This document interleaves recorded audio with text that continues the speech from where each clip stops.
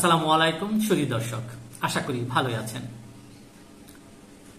আজকে জাতীয় নাগরিক পার্টির আহ্বায়ক আজ স্বাধীনতা দিবসে সাংবাদিকদের প্রশ্নের জবাবে তিনি বলছিলেন যে ৭১ এবং ২৪ আলাদা কিছু নয়।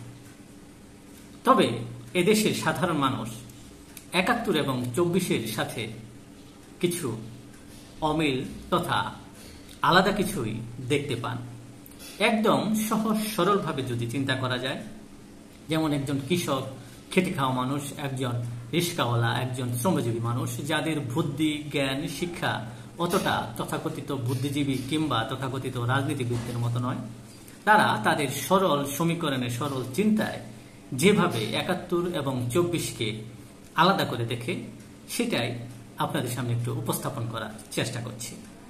যেমন ৭১ এবং ২৪, আপনি যদি বা আমরা যদি গাণিতিক কিংবা বীজগণিতিক যেভাবেই আপনি হিসাব করেন না কেন, দেখা যাবে ৭১ সংখ্যাটা একটি বৃহৎ সংখ্যা ২৪-এর তুলনায়। ২৪ একটি ক্ষুদ্র সংখ্যা।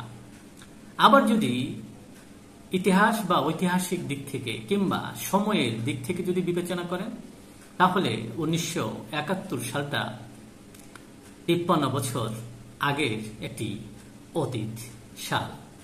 আর যদি আমরা ২৪ সালটাকে ধরি তথা ২০২৪ যদি আমরা ধরি, তাহলে দেখা যায় মাত্র ৩ মাসের অতীত বা পেছনের একটি সাল।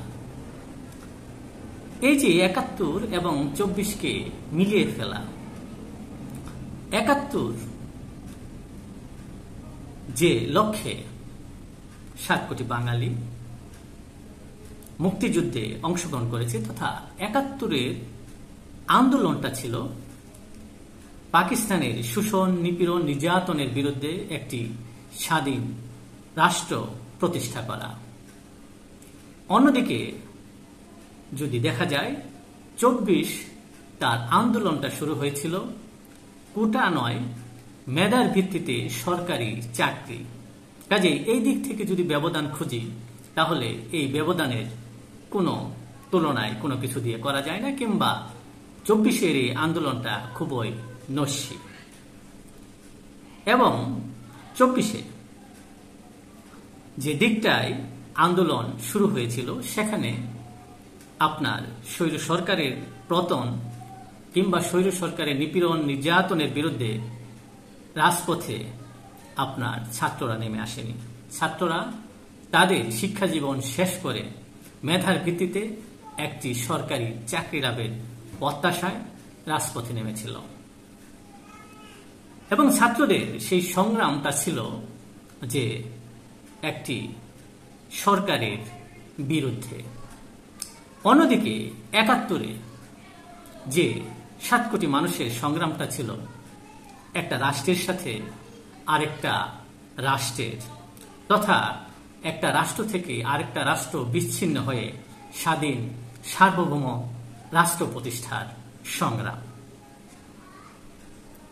আর এই ৭১-এর এই স্বাধীন সার্বভৌম রাষ্ট্র প্রতিষ্ঠার ক্ষেত্রে ৩০ লক্ষ বাঙালি শহীদ হতে হয়েছে, ২ লক্ষ মা বোনের সম্ভ্রমহানি হতে হয়েছে, এবং নারী নির্যাতনের যে বিভৎস চিত্র পৃথিবীর সকল নির্যাতনকেও হার মানায়।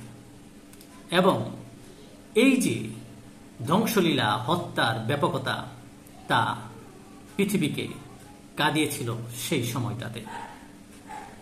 অন্যদিকে ২৪-এ শুধুমাত্র একটি স্বৈর সরকারকে হটানোর জন্য রাজপথে ছাত্র জনতা নেমেছিলেন, এবং এতে ১৪০০ ছাত্র জনতা নিহত হন।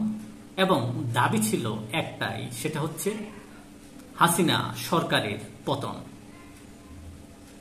এখানে কিন্তু নতুন রাষ্ট্র গঠন, নতুন সংবিধান গঠন, নতুন প্রজাতন্ত্র গঠন, নতুনভাবে দেশকে পরিচালনা করা, কিংবা ছাত্ররা নতুন রাজনৈতিক দল প্রতিষ্ঠার মাধ্যমে বাংলাদেশকে নতুনভাবে সামনের দিকে এগিয়ে নেওয়ার কোনো ধরনের এজেন্ডা ছিল না।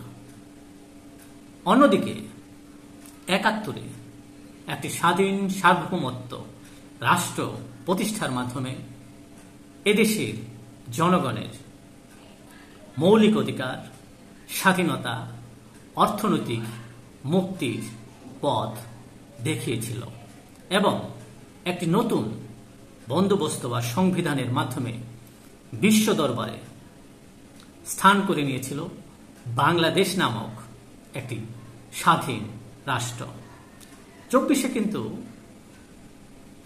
এই আন্দোলনটা কিন্তু বিশ্ব মানচিত্রে নতুন কোনো নাম দিতে পারেনি, নতুন কোনো রাষ্ট্র বা রাষ্ট্রের পতাকা জন্ম দিতে পারেনি এবং বিশ্বের দরবারে নতুন করে স্বাধীন রাষ্ট্র হিসেবেও প্রতিষ্ঠা হয়নি। প্রতিষ্ঠা হয়েছে স্বৈর শাসনের বিলুপ্তি, প্রতিষ্ঠা হয়েছে দীর্ঘ ১৫ বছরের নিপীড়ন নির্যাতনের অবসানের গণ অভ্যুত্থান। কিন্তু ৭১-এ প্রতিষ্ঠা হয়েছে একটি স্বাধীন বাংলা, যারা আর নিপীড়ন নির্যাতনের শিকার হবে না পাকিস্তানি হানাদার বাহিনীর। ১৯৭১ সালে পাকিস্তানি হানাদার বাহিনীরা আত্মসমর্পণ করেন। ৯৩,০০০ পাকিস্তানি সৈন্য ১৬ই ডিসেম্বরে আত্মসমর্পণ করেন। কিন্তু ২৪-এর ৫ই আগস্ট কাউকেই আত্মসমর্পণ করতে দেখা যায়নি, বরং স্বৈর সরকার পালিয়ে গেলেন দেশ ছেড়ে, ক্ষমতা ছেড়ে, গদি ছেড়ে, বাসা বাড়ি সবকিছু রেখে। কাজেই এই দুইটা সময়ের ব্যবধান অনেক অনেক, যেটা তুলনা করা এক ধরনের অন্যায়, এক ধরনের অযাচিত হস্তক্ষেপ, এক ধরনের বিকৃত ইতিহাস সৃষ্টির সামিল, এক ধরনের রাষ্ট্র বিরোধিতাও বলা যায়। কারণ ৭১-এর স্বাধীনতাটা ছিল আমাদের জন্মের ইতিহাস, ২৪ আমাদের জন্মের ইতিহাস নয়। আজ যারা ৭১-এর সাথে ২৪-এর তুলনা করেছেন, তারা হয়তোবা আমার মতোই সেদিন জন্ম হয়নি, কিংবা সেই দিনে বিভৎস ঘটনা স্বচক্ষে উপলব্ধি করার সুযোগ হয়নি, কিংবা অনেকের বাবা মারও জন্ম হয়নি সে সময়টাতে। কাজেই ৭১-এর সাথে ২৪-কে যারা গুলিয়ে ফেলছেন, এলোমেলো করে ফেলছেন, ভোটের রাজনীতিতে ৭১ সাথে ২৪ মিলিয়ে যদি সেখানে উপস্থিত হন কিংবা ভোটারদের সামনে রাজনীতির মাঠে ৭১-কে ছোট করে রাজনীতি করা সামনের দিনগুলোতে খুবই কঠিন হবে। যে বাস্তব উপলব্ধিটা নতুন রাজনৈতিক দলের নেতাকর্মীদের মধ্যে দেখা যাচ্ছে না, এটাই সবচেয়ে দুঃখজনক।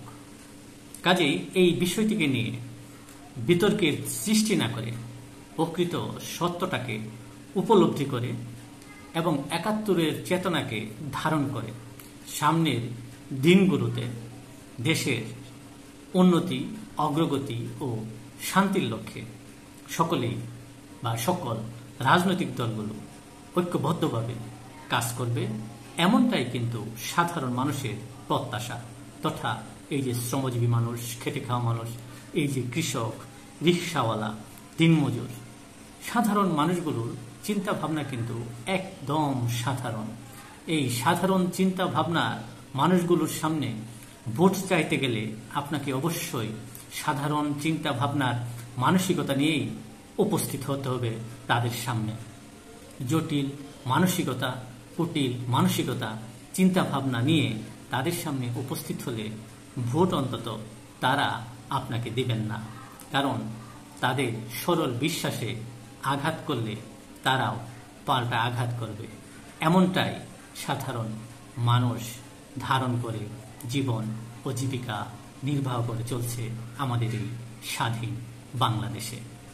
সকলকেই ধন্যবাদ। আবারও দেখা হবে অন্য কোনো গুরুত্বপূর্ণ বিষয় নিয়ে। সে পর্যন্ত অবশ্যই ভালো থাকবেন, সুস্থ থাকবেন।